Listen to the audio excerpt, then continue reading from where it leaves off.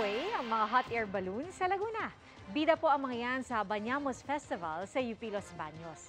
Marami ang nag-selfie sa mga higanteng hot air balloon sa Freedom Park sa UPLB. May disenyo pang pusa at meron din mga ilang sikat na karakter ang mga lobo. Game pang sumakay ang ilang dumayo.